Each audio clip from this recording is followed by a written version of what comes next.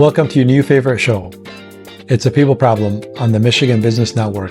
It's your host, Fatah Shtaya. In the last few segments, we talked about the storm of complexity that is going through to all of us.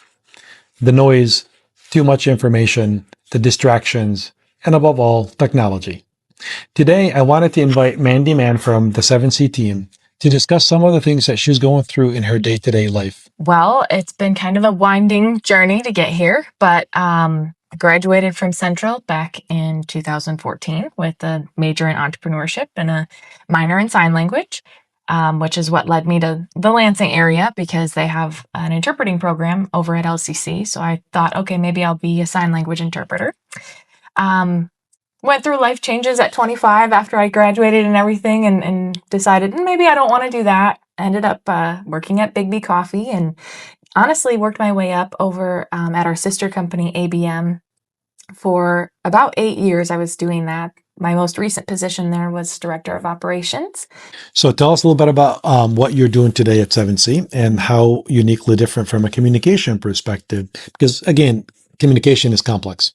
It is, absolutely. And I've noticed that right off the bat too.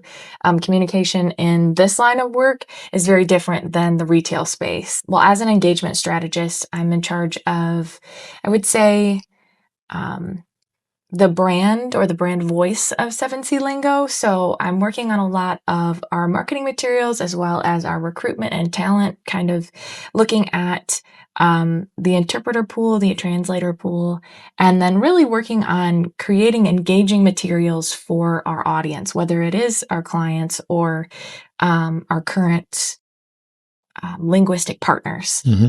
So the communication that I see, the biggest difference is that in the retail world, and especially what I saw day to day, is you have to communicate so quickly. And sometimes you can't pause to think, whether you're trying to get through a rush, if you're on the line, or even trying to make an announcement that's super time sensitive. And it's not that things at 7C Lingo aren't time sensitive, but I just feel like I have an opportunity to really make sure that my message lands and is clear and I can think about who's receiving it. Whereas a lot of times in retail and quick service industry, you're kind of like, okay, did you get that latte? Don't drop that. That's really hot. Don't forget this. Where's this bagel? So adjusting the communication style and probably how you listen and how you articulate the message probably has a lot of weight. Yes, it does. It does. I feel like you're thinking a lot more about who's receiving that message. And it's not even in retail that you're not thinking about those things, but there's always kind of a very direct, like, this needs to happen right now, versus there's a little bit more space in our communication. Not that we don't work with customers real time, but I've just noticed that there's also that level of professionalism at 7C Lingo, that you're dealing with a lot of folks that are in a more professional setting than an entry-level workforce job. Yeah. So from your perspective, when you talk about the different professions and the different communication styles, with everything that is going on in the world, noise, social media, technology, AI, how do you keep the human element alive? Communication in general is inherently human. We were humans before we had the technology, I guess. And I mean, this may be some of my linguistic interest background coming out, but humans evolved to actually have language because it was that important to us. Absolutely. It's more of a hazard and a hindrance actually to have a mouth and to speak at the same time, like through the same mechanism.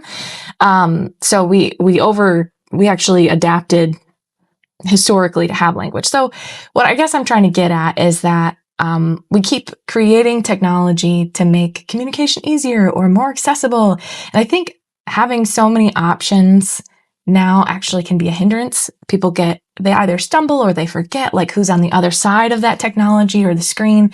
I do think that we spend a lot of time in that distanced communication, whereas maybe we should spend a little bit more time in front of each other and actually practicing that communication in real time. And that's an interesting point, because that's some of the things that we talked about in the previous segment.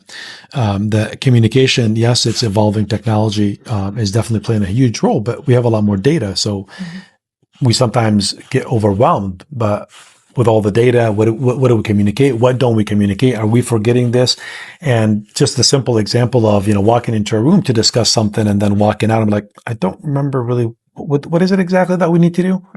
Yeah. I mean, we were just talking about that yesterday, about the information and what do we do with it. Yep. From your perspective and based on what you know today, how did culture intelligence, and I know it was a new concept to you coming into here, but then once you got into it, tell us a little bit about that, please. Yeah, I mean, it's actually been one of my favorite catchphrases now. It's funny, like just 2 nights ago, my boyfriend said, well, there's cultural intelligence, because I've been saying it so much, because once you realize what cultural intelligence is, you can see all of the misunderstandings and the things, or even the positive things that are happening in real time. Right.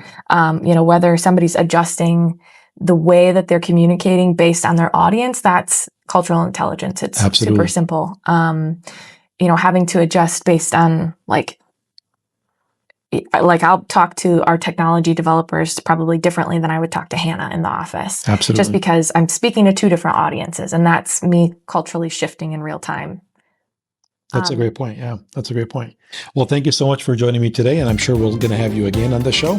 Once again, thank you so much, everyone, for joining us. This is Fath Hashtaya, your host on It's a People Problem on the Michigan Business Network.